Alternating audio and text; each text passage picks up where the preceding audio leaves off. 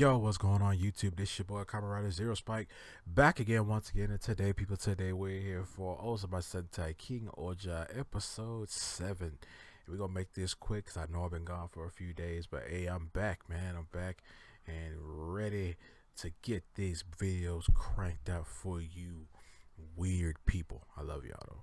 So, in this episode basically takes place right after what happened in episode 6, where we see Raculus has basically lied and assured to the people that Gira is for sure a freaking traitor. So now he is now a really, he really is a fugitive of the law.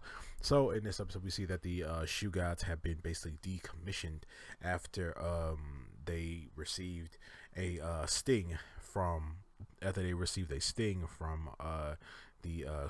from the scorpion god, from Scorpina. Yeah, basically they were basically just they're taken out from this venom that was from the scorpion shoe god. So but we see that Himeno did deduce that the black Kyowatta was not affected by this venom either. So throughout the episode we see that Gira is he's basically hiding in the fortress, hiding in the orphanage with the with the other kids. We see that he really doesn't do much for a while, but we did see that Rita, we see that Rita and Kuragi, they did end up going to talk to Raculus about a sort of plan that they have going on. You see that Raculus and Kuragi are essentially just like kind of working with Raculus at this time. We did see that Dark Nanok is speaking with his advisor. His advisor basically says that, oh hey, even though we lost one of the shoe gods, one of the greater guardian spirits, but basically now that two of them have been basically brought to us in the same place. So he sends out a dude that's like an ant. He's like a big dude. He's like a big ant looking dude, like a general type of dude, and goes off and takes a bunch of the Bugnarok grunts over to Shoe Gundam to basically acquire the two greater guardian spirits. While this is happening, we see that Yanma and Himeno get into a little battle in between. Like, hey, they think of trying to figure out why their shoe gods cannot be used. All the shoe gods are basically laying down on the ground and they're unfunctional at all. So we see that Himeno thinks that it is a poison and Yama thinks that it is just a computer error. So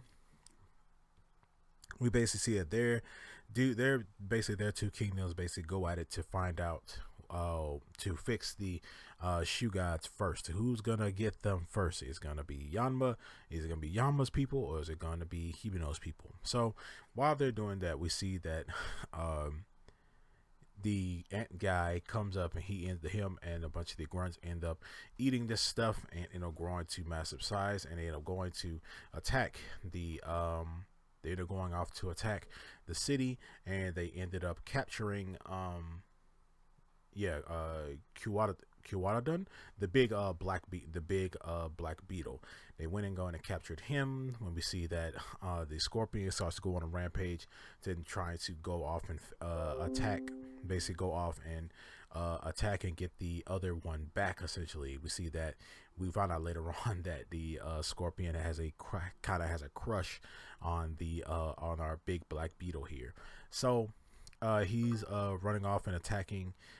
He is trying to attack some of the grunts and things like that. We see that Gira runs off and tries to go and help out in the city, but the kids basically stop him from going because they basically say that, hey, if you go out there, you're going to get captured again for real. So we see that Kuragi and Rita actually go out there and start destroying basically stopping the attack, basically getting more of the people on Raculus's side essentially, and now everybody kind of believes that Gira is a big fugitive like he always is, and Raculus does lie to them and tells them that he tells them that Gira has joined the Bugnarok. He's joined the Bugnarok, and he's the one that sent the Bugnarok to attack the basically attack Shu Gundam in the last episode. So now everyone is like not really on Gita's side, even, but the kids are. The kids know that the kids know the real reason, and things like that. The rest of the Rangers do as well. So while the others are trying to fix the Shoe Gods, we get some backstory on Himino and how she rose to power. Essentially, we see that there was a thing that happened 15 years ago, which was which basically a world ending, kind of like almost a world ending event, was basically like a calamity, to where the Shoe Gods kind of went on a rampage, and we see this big, huge, like swarm of either locusts or aphids, but it's a bunch of them. It's like this big horde of these Shoe Gods, and they're attacking Himeno's kingdom. And while they're attacking it, we get to see Kid Himeno.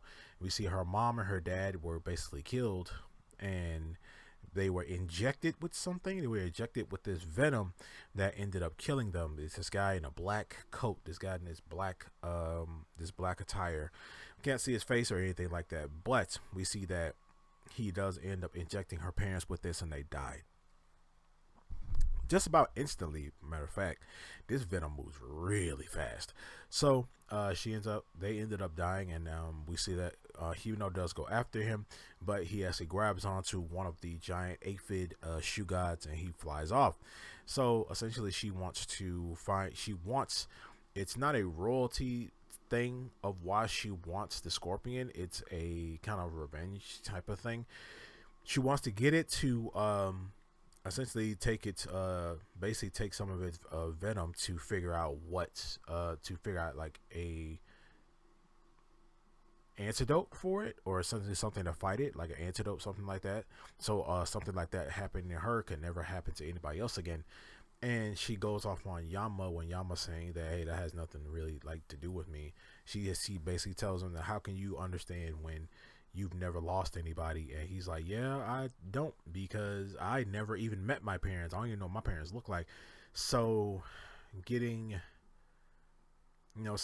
all crying and sentimental over them, that's a privilege that I don't have. So right now, Yama doesn't even know his parents or never even met them, and we see that Himeno's parents were actually killed. So after that happens, we see that Gira does go after the scorpion. And while he's going after the scorpion, we see Himeno and Yama actually go after him as well. He tries to talk to the scorpion, but it ends up smacking him off, and that's when he meets up with Yama and Himeno, and then they ask him, how are you able, like, what was the scorpion essentially saying? He basically says that they didn't say much, but I don't think they trust people. So since they don't trust people and things like that, then it's gonna be kind of hard to get it to come to our side. So we see that Scorpion is basically gone back, and we see that Yanma and Gira ended up talking for a while, stuff like Yama tries to punch him and stuff like that, and Gira dodges. He's like, why'd you dodge me? Why'd you try to hit me? And he says like, hey, I was gonna beat the crap out of you if you tried to do anything on your own, and you said all this stuff about me being a part of your crew and things like that. And we see that everybody at the end of the day, everyone does try and work together, but at the end of the day, we're all gonna start by fighting each other again. But when stuff gets bad, we all work together, and we actually see that Yanma's people and Himeno's people working together in tandem, also because of both their assistants, actually coming together and figuring out how to save the Shoe Gods and wake them up. And we actually see the Shoe Gods end up all being fixed, and after they all being fixed, we see that they all combine together to create King-Ohger. So it's just Gira and Yanma inside at this point. So we end up seeing Himeno actually goes up, and she tries to speak with to speak with the scorpion. He does try to sting her. Well, I don't know if it's a he or a she. I don't know, but um, it tries to sting her. And she says, hey, if you really are a threat to humanity, then prove it." And he does end up it does end up letting it come inside her, and while she's inside of it, she's able to see it's the little golden crystal thing that it has. We're able to see it like glowing and things like that. She's like, "I don't know what you're saying, but I do understand." So she ends up combining with it, and it starts being able to actually use it. They end up we see that Gira and Yama are all fighting the giant grunts and the giant ant general dude. So she ends up combining with it, and it ends up combining with King-Ohger, giving him like a scorpion type arm or a scorpion fist. And with this fist, he's able to just like take out everything and kind of like one hit. But these are grunts, so it makes sense of why they're able to take out one hit.